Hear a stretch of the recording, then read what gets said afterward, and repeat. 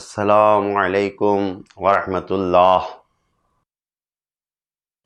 سورہ بقرہ کی 193 نمبر آیت۔ بسم اللہ الرحمن الرحیم وقاتلوهم حتى لا تكون فتنة ويكون الدين لله فإن انتهوا فلا عدوان إلا على الظالمين۔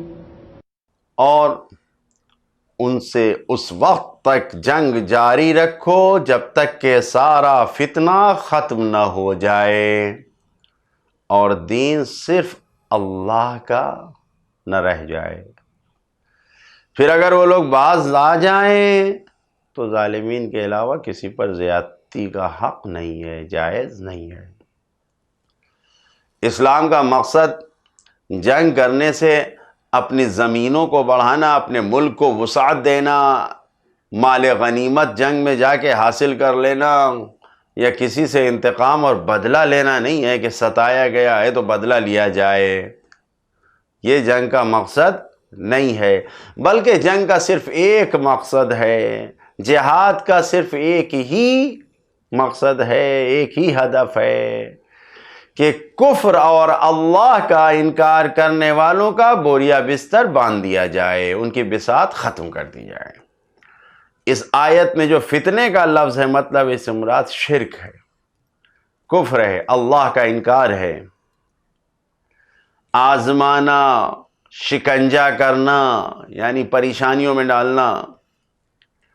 لہذا اس آیت کا فرمان ہے کہ اگر اللہ کا انکار کرنے والے فتنے اور جنگ سے دوری اختیار کر لیں تو پھر ان سے کسی قسم کی دشمنی یا جنگ کرنے کی ضرورت نہیں ہے، کیونکہ حملہ کرنا جنگ کے ذریعے اور جنگ کرنا یہ سب کیا ہے؟ جنگ کے ذریعے صرف ظلم و ستم کرنے والے ہی کے اوپر اور حد سے آگے بڑھنے والوں کو ہی روکا جاتا ہے، بس حملہ کر کے شروع نہیں کرنا ہے۔ اگر اس آیت میں عدوان کی تعبیر آئی ہے، عبارت آئی ہے، تو یہ زیادتی جو کہی گئی ہے، یہ دشمنی جو ہے، یہ ان کی رفتار کا، ان کے کردار کا نتیجہ ہے، یہ اسی کی وجہ سے یہاں پر عدوان کا لفظ آیا ہے۔ ورنہ اسلام کسی سے بھی دشمنی کا درس نہیں دیتا ہے، کسی کو پیغام نہیں دیتا، چاہتا ہی نہیں کہ انسان جو صاحب ایمان ہے، مسلمان ہے، وہ کسی سے دشمنی رکھے، نہیں۔ اگر یہ کہا جاتا ہے کہ برائی کا بدلہ برائی سے دیا جائے گا یا برائی کا بدلہ برائی سے دو، یہی عین عدالت ہے، برائی کا بدلہ برائی سے دینا یہی عین عدالت ہے، یہ جو کہا جاتا ہے، یہ سب کیوں کہا جاتا ہے؟ یہ اس کے عمل کی وجہ سے، اس کے کردار کی وجہ سے ایسا کہا جاتا ہے کہ جو آدمی دفاع کر رہا ہے، ڈیفینس کر رہا ہے، اس کا نام بھی برائی کہہ دیا جاتا ہے کہ برائی کا بدلہ برائی سے دیا۔ حالانکہ جو دوسرا انسان ہے وہ برائی نہیں کر رہا ہے، پہلے نے برائی کیا ہے، لیکن بولنے میں اس طریقے سے بولا جاتا ہے۔ اس آیت کے جو پیغامات ہیں، پہلا پیغام یہی ہے، اسلام میں جنگ کا مقصد شرک اور کفر کی بساط کا ختم کر دینا ہے۔ ان کے یعنی جو انکار کرنے والے ہیں، خدا کا جو انکار کرنے والے ہیں، اللہ کے انکار کا بدلہ ان کا بوریا بستر سمیٹ دو، باندھ کے کنارے رکھ دو۔ کیوں؟ تاکہ اسلام اور قانون الہی، اللہ کا قانون زمین پر پھیل جائے، قانون الہی ہر جگہ قائم ہو جائے، استوار ہو جائے۔ دوسرا پیغام اس آیت سے کیا ہے؟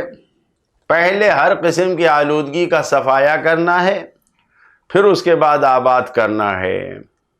پہلے فتنے کو ختم کیا جائے، پھر اس کے بعد اس کی جگہ پر دین کو لایا جائے۔ پہلے طاغوت سے، سرکشی سے انکار کیا جائے، پھر رحمان اور خدا کی عبادت و اطاعت کیا جائے، اس کو مانا جائے۔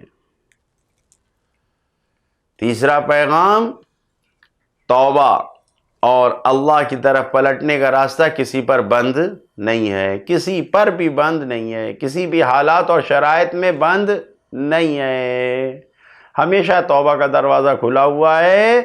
اگر بڑا دشمن سرسخت دشمن بھی ہو اور وہ اپنے راستے کو بدل لے تو اللہ تعالیٰ اسے بھی معاف کر دیتا ہے۔ چوتھا پیغام، گزشتہ آیت میں خداوند عالم نے خود یہ کہا ہے کہ وہ کفار جو اپنی حرکتوں سے باز آ جائیں میں انہیں معاف کر دوں گا۔ اللہ تعالیٰ یہ کہہ رہا ہے کہ اگر وہ توبہ کر لیں، اپنے راستے سے پلٹ آئیں تو میں انہیں معاف کر دوں گا۔ اور اس آیت میں اللہ اپنے مومن بندوں کو یہ نصیحت کر رہا ہے، یہ ان سے سفارش کر رہا ہے کہ اگر دشمن اپنی دشمنی سے، جنگ سے باز آ جائیں تو تم بھی ان سے جنگ نہ کرو، تم بھی انہیں چھوڑ دو، یعنی انہیں معاف کر دو۔ واضح اعلان ہے۔ ایک آیت میں خود اللہ نے کہا کہ میں معاف کر دوں گا، دوسری آیت میں مسلمانوں سے کہا جا رہا ہے کہ اگر وہ جنگ سے ہٹ جائیں تو تم بھی انہیں معاف کر دو۔ عملی پیغام جو ہماری زندگی کے لیے، زندگی میں وہی انسان کامیاب ہے جس کا ہر قدم معاف کرنے اور بخشنے کے لیے اٹھتا ہے۔ اس طرح وہ اپنی زندگی کو بھی کامیاب بناتا ہے اور آخرت کی سعادت بھی حاصل کرتا ہے۔ لہذا ہمیں ہمیشہ معاف کرنے کی جانب قدم بڑھانا چاہیے۔ خدا سے دعا کرتے ہیں کہ ہمیں اپنے معاف کرنے والے بندوں میں قرار دے۔ والسلام علیکم ورحمۃ اللہ وبرکاتہ۔